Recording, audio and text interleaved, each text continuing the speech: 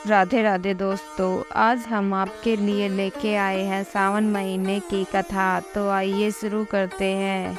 सावन का महीना था। भगवान शिव और माता पार्वती कैलाश पर्वत पर बैठे थे। माता पार्वती धरती पर देख रही थी कि सभी लोग भगवान शंकर पर जल और दूध चढ़ा रहे हैं, तो कोई दूर दूर से गंगा जल लाकर भगवान शिव पर चढ़ा रहा है। ये सब देखकर माता पार्वती ने भगवान शिव से पूछा कि भगवान, सावन के महीने में सभी लोग आप पर जल, गंगा जल, दूध चढ़ाते हैं, इन सब से इनको किस फल की प्राप्ति होगी?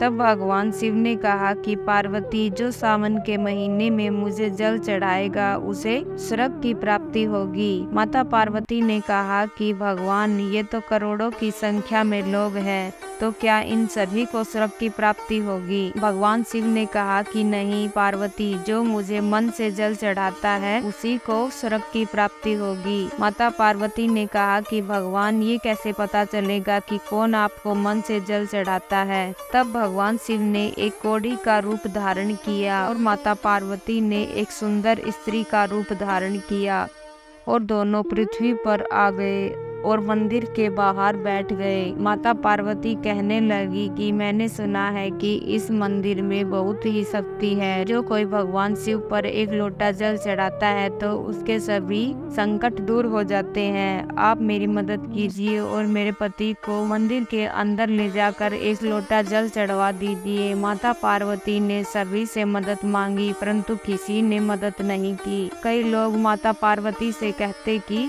तू तो इतनी सुंदर है और इस कोढ़ी के साथ क्या कर रही है, चल हमारे साथ चल। बैठे बैठे शाम हो गई, परंतु किसी ने उनकी मदद नहीं की। तभी एक लड़का वहां से गुजर रहा था। माता पार्वती और भगवान शिव को बैठा देखकर उन्होंने उनसे पूछा कि माता, क्या बात है, आप यहाँ क्यों बैठी है? तब माता पार्वती कहने लगी, मुझे अपने पति से एक लोटा जल मंदिर में चढ़वाना है और हमने 2 दिन से भोजन नहीं किया। मुझ में इतनी शक्ति नहीं कि मैं अपने पति को मंदिर के अंदर ले जा सकूं। क्या बेटा तुम मेरी मदद कर सकता है? तब उस लड़के ने कहा कि माता, कलयुग में आप ही मुझे एक ऐसी स्त्री मिली है जो अपने पति की इतनी सेवा कर रही हो। उस लड़के ने अपनी एक थैली निकाली जिसमें 2 रोटियां थी और उसने कहा कि माता, आप ये रोटी खा लो। मेरी माँ ने मुझे 4 रोटियां दी थी, 2 मैंने खा ली हैं और 2 आप खा लो। तब लड़का भगवान शिव को अपने कंधे पर बैठाकर मंदिर के अंदर ले गया और उनसे शिव की पूजा करवाई।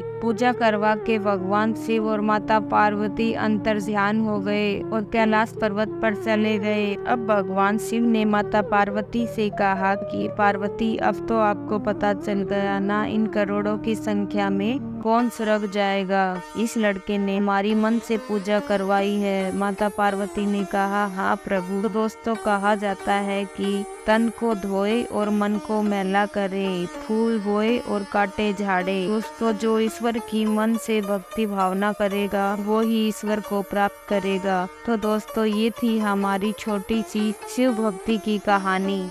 यदि आपको पसंद आई हो तो हमारे चैनल को सब्सक्राइब कर ले ताकि आपको आने वाली हर कहानी की नोटिफिकेशन मिल जाए। धन्यवाद दोस्तों।